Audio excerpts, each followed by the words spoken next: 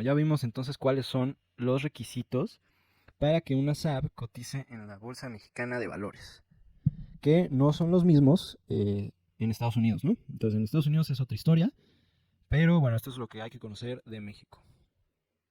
Entonces, vamos a continuar y aquí vamos a hablar de los títulos. ¿Qué son los títulos? Bueno, este es otro nombre que se le da a las acciones, un poquito más rebuscado, ¿no? Ya ven que todo aquí en las finanzas y en las inversiones siempre les encanta a los financieros pues ser medios fresones con su vocabulario, ¿no? Entonces, a las acciones también les vamos a poder llamar títulos. Y estos títulos, como ya les comenté, entonces tienen que estar registrados en la RNV en el caso del mercado nacional. ¿Okay? En México, todas las acciones que puedan cotizar en el mercado, en la Bolsa Mexicana de Valores tienen que estar registrados en, en el RNV. Perdón. Y en el caso del mercado global, es decir, una empresa que... déjenme admitir a alguien que se acaba de unir. Listo. En el caso del mercado global, eh, no tenemos el RNV, sino que tenemos el Sistema Internacional de Cotizaciones. ¿Ok? Esto es muy importante porque, por ejemplo, Alibaba, ¿no? Que cotiza en China, o Apple, que cotiza en Estados Unidos, una compañía rusa, una compañía australiana, lo que sea. Todas estas empresas tienen que estar registradas en el Sistema Internacional de Cotizaciones. ¿Ok? Y bueno, aquí vamos a leer la definición del Sistema Internacional de Cotizaciones. Ya entendimos más o menos qué es la RNV y que se dicta conforme a la Ley Mexicana de Valores, que solamente las empresas SAB pueden registrar sus valores en la RNV. Entonces ahora vamos a ver más a detalle el mercado global.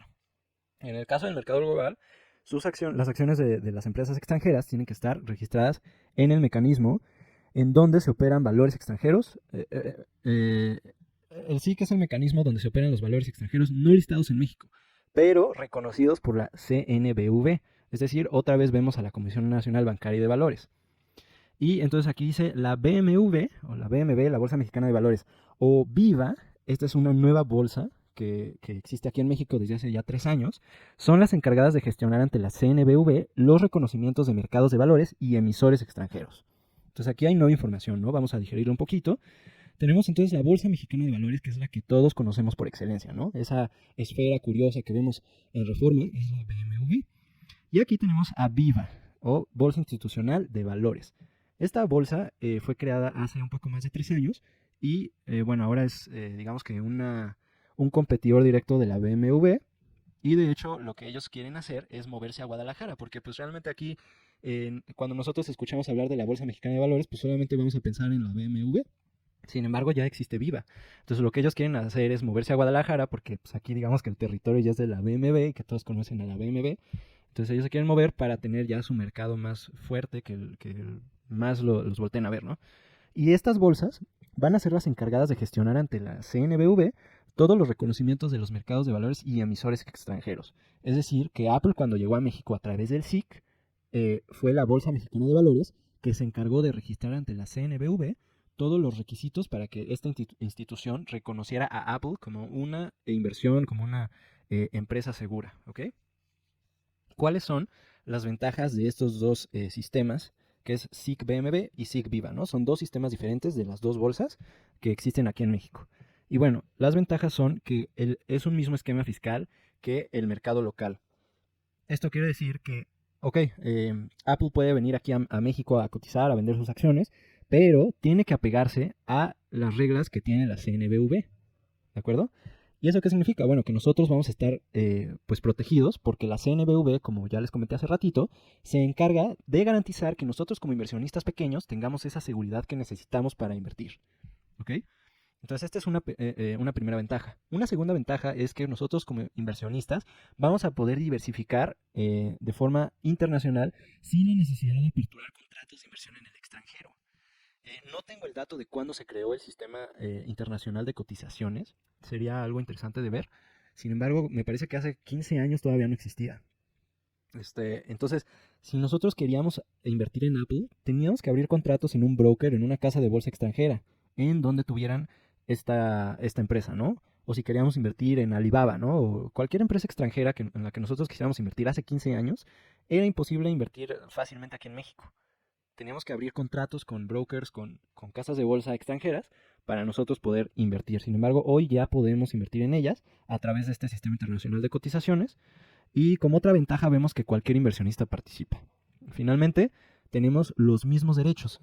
Imagínense que Apple le paga $2 de dividendos a cada poseedor de sus acciones, ¿no? En Estados Unidos. Entonces, ¿qué dice la Comisión Nacional Bancaria de Valores? Bueno, si quieres tú, Apple, venir a cotizar aquí en México, me tienes que garantizar que mis inversionistas mexicanos van a tener esos mismos derechos sobre tus acciones que tus inversionistas de Estados Unidos, ¿no? Lo mismo pasa otra vez con Alibaba, ¿no? Entonces Alibaba le dice la CNBV, ok, recuerden que las bolsas son los que gestionan esta introducción de las empresas extranjeras dentro del SIC. Entonces la CNBV le dice a la BMB, ok, ¿quieres traer a Alibaba aquí a México? Bueno, pues tienes que encargarte de que los mismos derechos que le da a sus inversionistas chinos, venga a dárselos a nuestros inversionistas mexicanos. Entonces esa es una ventaja del SIC, ¿no? Y bueno, otra vez tenemos aquí un pequeño diagrama, el cual nos ayuda a entender todo lo que está sucediendo en la negociación.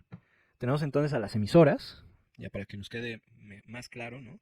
Tenemos que son los vendedores de las acciones. Tenemos a los intermediarios, o bien casas de bolsa, o bien también agente colocador. Entonces, estos agentes colocadores son, digamos que el punto de encuentro de los tres, de los tres personajes tan importantes que son el vendedor, el comprador y la infraestructura física, ¿no? Algo bien importante que les dije que recordaran es que siempre las emisoras van a poder emitir sus acciones a través de lo que es una oferta pública. En inglés se llama public offering, initial public offering, ¿no? Oferta pública inicial. Entonces, esto lo hacen a través de medios masivos de comunicación. ¿Cómo nosotros nos vamos a enterar, por ejemplo, que la empresa Cuervo emitió sus acciones? Bueno, pues obviamente para que la gente quiera comprar sus acciones, lo van a hacer a través de medios masivos de comunicación, de los cuales se tiene que encargar entonces la BMB o Viva, ¿no? Y toda esta infraestructura operativa, así de qué es lo que está pasando detrás de cuando nosotros mandamos una orden de compra, una orden de venta, bueno, todo eso se hace a través de una infraestructura operativa.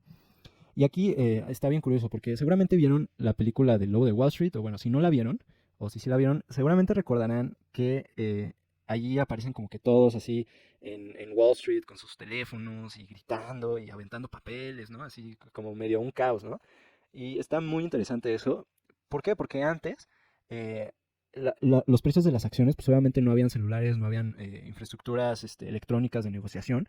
Entonces, cuando el precio de Apple, por ejemplo, cambiaba, pon tú de $20 a $20.8, bueno, pues el corredor de bolsa estaba así en su teléfono y le gritaba al que estaba anotando el precio de las acciones, ya cambió el precio de Apple, cámbiale a $20.8. Entonces ahí estaba el tipo anotando en un pizarrón, ¿no? Entonces imagínense todo el caos que se formaba ahí y pues obviamente nunca faltaba la ocasión en la que el que estaba anotando tenía que ir al baño, entonces pues ahí ya habían errores humanos, etcétera, ¿no? Entonces obviamente para pues, solucionar estos problemas se creó una infraestructura operativa electrónica. En la BMW, esta infraestructura operativa se llama Centra, y Centra significa Sistema Electrónico de Negociación, Transacción, Registro y Asignación de Valores. Hoy ya se llama Monet, me parece que hace apenas un año que se le cambió el nombre. En el caso de Viva, se llama Opel, y bueno, Opel nada más significa operación electrónica. ¿De acuerdo? Y bueno, vamos a continuar. Y aquí ya les hablé un poquito de lo que es la oferta pública inicial de los títulos. Y entonces vamos a tener dos diferentes tipos de mercados.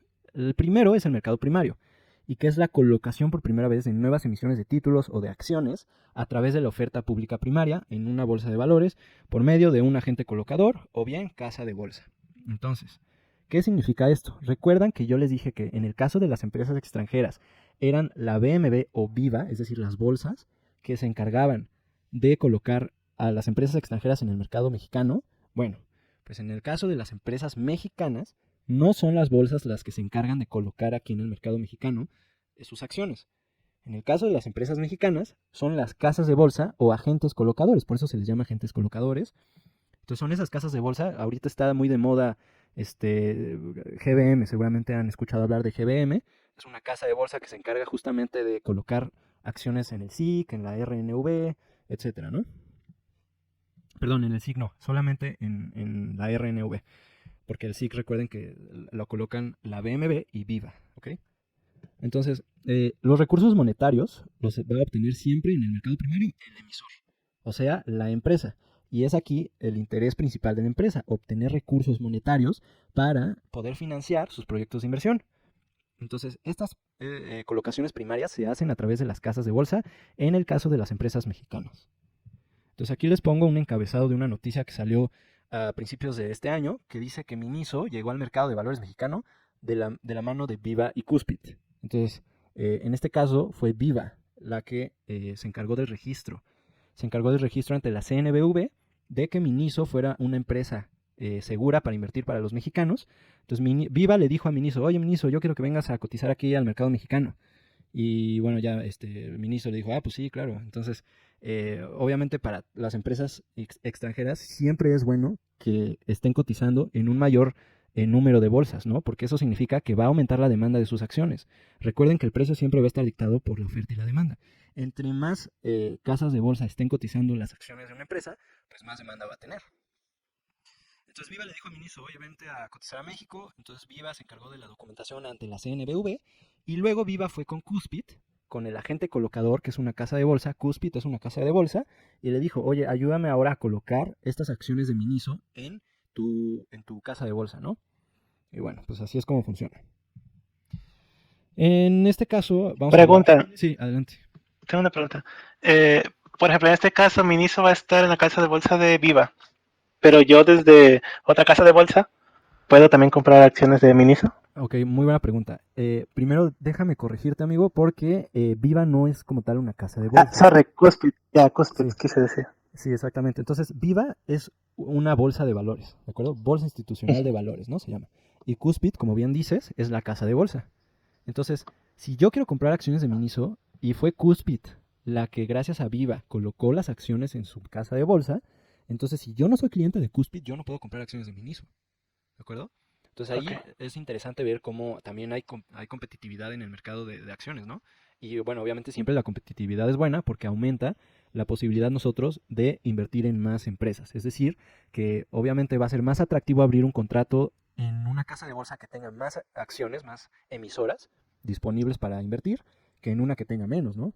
Entonces, ahí está interesante, buena pregunta. Y no, si no soy cliente de Cuspit, si yo no tengo un contrato abierto con Cuspit en la casa de bolsa Cuspit, yo no podría comprar las acciones de Miniso. Y es ahí donde las otras casas de bolsa se tienen que poner las pilas. Tienen que decir, mira, pues ya está en Cuspit. Por ejemplo, GBM, ¿no? Que ve que ya está en Cuspit, va a decir, bueno, pues yo no me tengo que quedar atrás. Entonces va a buscar la forma de trabajar junto a Viva para poder traer a Miniso también a GBM. ¿De acuerdo? Ok, entiendo. Gracias. Va. ¿Alguna otra pregunta?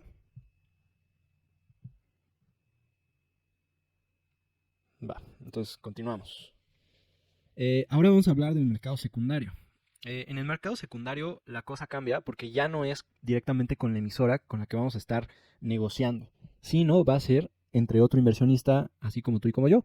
Es decir, que en el mercado secundario, nosotros, personas, inversionistas pequeños y individuales, vamos a estar negociando las acciones que ya fueron publicadas en la oferta pública inicial para poder negociar estas acciones, ¿no? Y en este caso, los recursos monetarios ya no se van a ir a la emisora, sino van a estar siendo repartidos entre el vendedor y el comprador, ¿no? Es decir, que las ganancias, el dinero se va a ir al vendedor y el vendedor es el que va a obtener ese dinero. ¿Cuál es el interés? Aquí una pregunta un poco complicada, quizás a ver si a alguien se le ocurre una respuesta. ¿Cuál es el interés de las empresas, de las emisoras, de que sus acciones sigan creciendo en bolsa si los recursos monetarios ya no van a llegar a las emisoras? O sea, ¿por qué las empresas se dedican tanto en hacer que sus acciones crezcan si los recursos monetarios ya no van a sus ganancias? Para que sea más cara la acción y más prestigiosa. Sí, pero ¿cuál es su objetivo con esto? O sea, ¿por qué? Pensaría que es porque ellos también se quedan con una buena cantidad de acciones, entonces su valor en sí también sube. Exactamente. Entonces, eh, no, como tal, no es que se queden con una cantidad de acciones, aunque sí es común que pase eso. Pero ahorita vamos a ver qué pasa en la parte contable, en el concepto contable, ¿cuál es? Entonces, como bien dices, recuerden que mínimo tienen que sacar el 15% de su capital social a bolsa para que la CNBV admita que sus acciones, que las empresas de una SAB, puedan negociarse en el mercado de valores. ¿De acuerdo? Entonces, mínimo el 15%. Eso significa que el restante se queda para la empresa. Y si las acciones aumentan, entonces el capital social de la empresa también va a aumentar. Y eso es algo que se llama la capitalización bursátil. ¿Ok? Cuando el precio de una acción aumenta, la capitalización bursátil de la empresa aumenta. ¿Y qué significa esto? Imagínense que ustedes tienen una empresa. Emitieron el 15% de su empresa, que es el capital social, o sea, el 15% real del valor de su empresa, ya lo emitieron en una oferta pública inicial.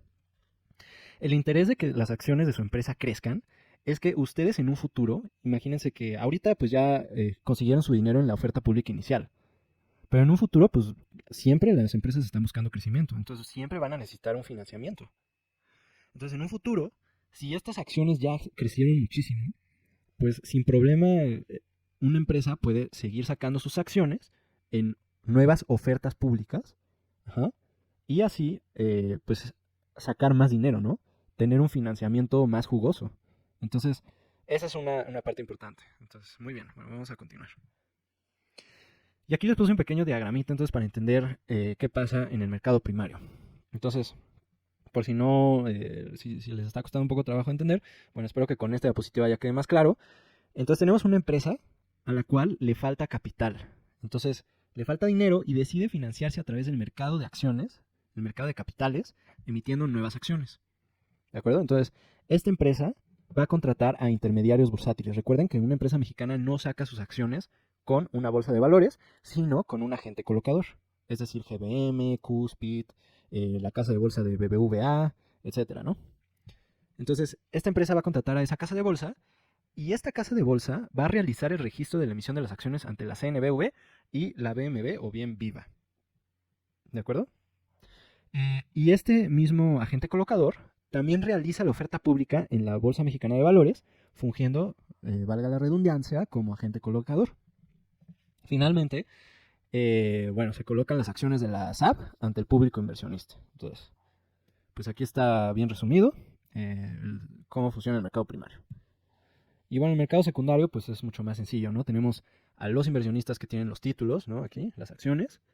Y tenemos aquí a los compradores que también son inversionistas que tienen los recursos monetarios. Van a ir con los intermediarios o las casas de bolsa, cuya máxima comisión que nos pueden cobrar por operaciones de 1.7%. Ahora, 1.7% es una comisión excesivamente alta. Incluso en Estados Unidos hay muchos intermediarios, hay muchas casas de bolsa, brokers, que así les llaman, que no cobran nada de comisión, pero eso nada más sucede en Estados Unidos. Espero que algún día en México llegue a suceder esto también. Pero aquí vamos a ver en el módulo 2 una tabla comparativa de, de las diferentes casas de bolsa que existen aquí en México y cuál es la que cobra menos comisión y cuál es la que más nos va a convenir. Entonces, bueno, este es el mercado secundario, ¿no? Bastante más sencillo que el mercado primario. Y bueno, ahora sí vamos a ver cuáles son los tipos de instrumentos. ¿Qué es lo que podemos negociar en la Bolsa Mexicana de Valores? ¿Ok? Entonces, dentro del mercado de capitales tenemos dos tipos de instrumentos. Por un lado, aquí en el lado izquierdo de la pantalla, tenemos a la renta variable. La renta variable, ¿por qué se llama renta variable? Bueno, porque no sabes cuál es el beneficio que te va a estar pagando tu inversión. No sabes qué es lo que va a pasar mañana. Por ejemplo, si va a haber una explosión en Afganistán, pues obviamente las acciones, el mercado accionario de Estados Unidos puede bajar porque hay riesgo de una guerra, ¿no? Pero tú no sabes, o sea, a menos que veas el futuro, pues no sabes qué va a pasar mañana, ¿no? Entonces no sabes cuál es la rentabilidad que te puede pagar tu inversión. No sabes cuáles son los planes que tiene el CEO de la empresa, ¿no? No sabes si va a haber una crisis en un año, no sabes nada, ¿no? O sea, realmente vamos a ver en el módulo 2 cómo disminuir el riesgo, cómo hacer un análisis, cómo mejorar tus probabilidades de acierto y cómo controlar cuando algo no sale como tú esperabas. Pero bueno, por eso se llama renta variable, porque no sabes cuál va a ser el resultado de tu inversión con seguridad, ¿no? Sin embargo, este mercado, estos tipos de instrumentos tienen una mayor rentabilidad. Pero a mayor rentabilidad, y esto también grábenselo muy bien, a mayor rentabilidad siempre va a haber mayor riesgo. Siempre van a estar acompañados. ¿Ok? Contrariamente, los instrumentos de deuda tienen una menor rentabilidad. ¿Por qué? Bueno, los instrumentos de deuda, como bien dice su nombre, son instituciones que adquieren una deuda. Entonces, por ejemplo, el gobierno, ¿no? Otra vez con el ejemplo de los CETES. Tú le compras un CETE a 9.5 pesos y el gobierno se compromete a comprarte de nuevo ese CETE a 10 pesos. El valor nominal de un CETE es de 10 pesos. Entonces, si tú compras a 9.5 y vendes a 10 pesos, entonces estás adquiriendo una ganancia más o menos de 5%. ¿Ok? Y bueno, como mayor rentabilidad siempre va acompañado de mayor riesgo, lo mismo sucede en deuda. Menor rentabilidad siempre está acompañado de menor riesgo. ¿Ok? Entonces, si ves una inversión que es muy riesgosa y que tiene una rentabilidad potencialmente pequeña, pues mejor ni metas tu dinero. Mejor búscate algo que, ok, bueno, puede tener un riesgo grande, pero si tiene riesgo grande, pues por lo menos busca que tenga una posibilidad de rentabilidad mayor. ¿Ok? Y bueno, aquí vemos cuáles son estos instrumentos. Ahorita, bueno, nada más vamos a verlos y más adelante vamos a ver de qué se tratan. Y bueno, pues entonces en la renta variable tenemos en primer lugar las acciones, ¿no? Entonces las acciones es el instrumento principal de la renta variable. Tenemos también NAVTRAX, tenemos TRAX, tenemos ETFs, tenemos warrants, que son bien interesantes los warrants, también se llaman opciones, y tenemos fibras, ¿ok? Entonces estos son los instrumentos de renta variable. Vamos a ver a detalle cada uno de ellos. Y por parte de los instrumentos de deuda, tenemos certificados de participación ordinaria, certificados de participación inmobiliaria y obligaciones. Ajá. ¿Por qué se llaman obligaciones? Pues porque las instituciones adquieren una obligación de pagarnos esa deuda que están adquiriendo con nosotros. ¿Ok? Entonces, aquí les puse un pequeño diagramita así súper sencillo para que no se me hagan bolas, porque sé que está un poco complicado de entender. Entonces, en el mercado de valores tenemos dos tipos de mercado. Tenemos el mercado de capitales, por un lado, y el mercado de deuda, por otro lado. Sin embargo, dentro del mercado de capitales, nosotros vamos a tener instrumentos de renta variable como las acciones, los ETFs, ¿no? Los tracks, las fibras, que vamos a ver de qué se tratan. Y también tenemos instrumentos de renta fija o de deuda. ¿Por qué también se les llama renta fija? Porque aquí sí sabemos cuánto vamos a tener de rendimiento. Sabemos, por ejemplo, que un CETE, pase lo que pase, siempre nos lo va a comprar el gobierno a 10 pesos. El precio nominal de un CETE es de 10 pesos. Y por eso se llama renta fija. Porque incluso antes de hacer la inversión ya sabes cuál va a ser el rendimiento que te va a estar pagando. Pero obviamente los CETES pues te dan bien poquito de rendimiento, que también se llaman deuda, ¿no? Y por otro lado también tenemos aquí el mercado de deuda. Entonces, estos dos pues como que suenan igual, ¿no? Entonces, bueno, vamos a ver igual más adelante por qué hacemos esta distinción. Y ya ven que les platico que antes se hacían negociaciones así súper locas, que en Wall Street, aquí con los teléfonos, con los papeles volando, los corredores de bolsa, así, bien locos, ¿no?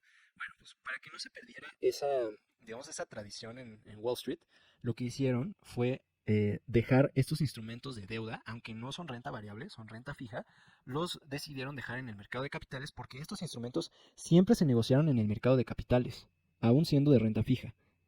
No confundir con el mercado de deuda. Estos instrumentos no son los mismos, ¿de acuerdo? Nada más que aquí vamos a ver cuáles son estos instrumentos de renta fija que nosotros podemos comprar dentro del mercado de capitales.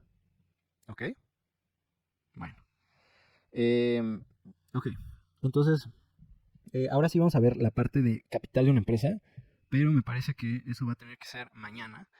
Pero bueno, vamos a empezarlo a ver ahorita con unos minutitos que tenemos. Entonces tenemos aquí la ecuación más importante de contabilidad.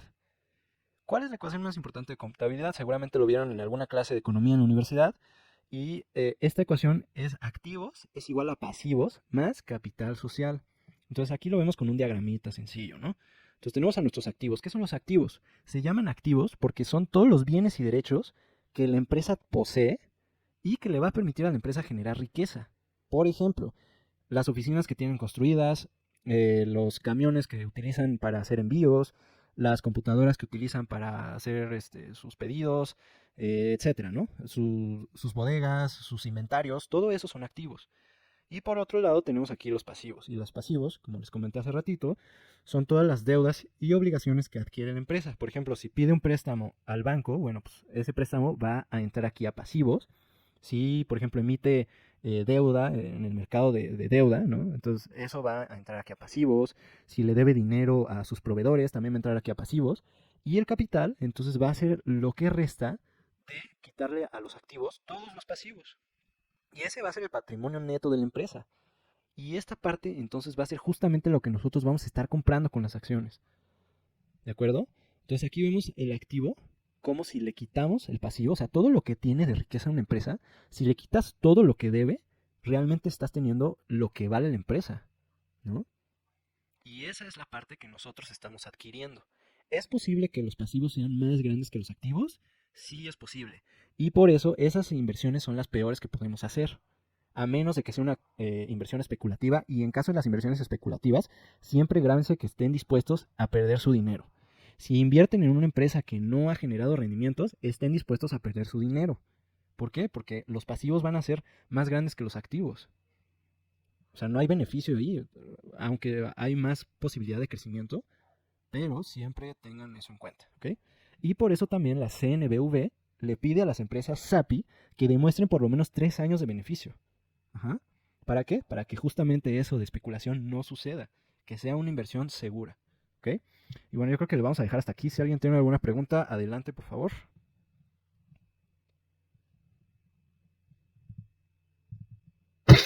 Hola, Kevin. Hola, Miguel.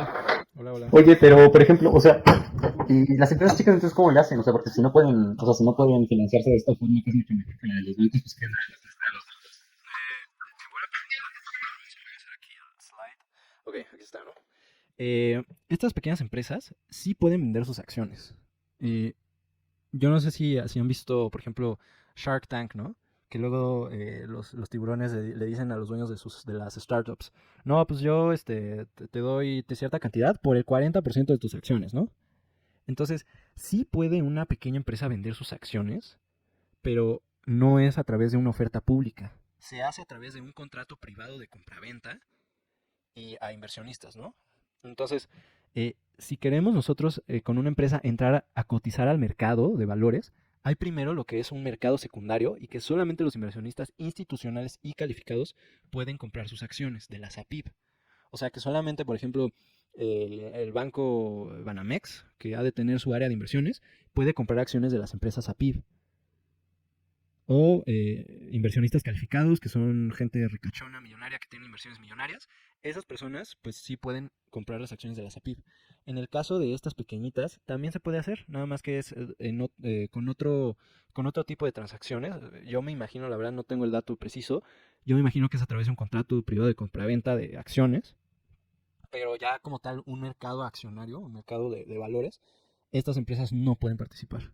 Estas empresas sí, y como tal, para los inversionistas pequeños, así como tú y como yo, nada más estas SAP pueden entrarle. ¿De acuerdo? O sea, pues sí, sí, sí, obviamente cuando tienes una pequeña empresa, pues siempre es difícil, ¿no? Salir adelante. Pero bueno, pues así es como le hacen. Okay. ¿Alguna otra pregunta?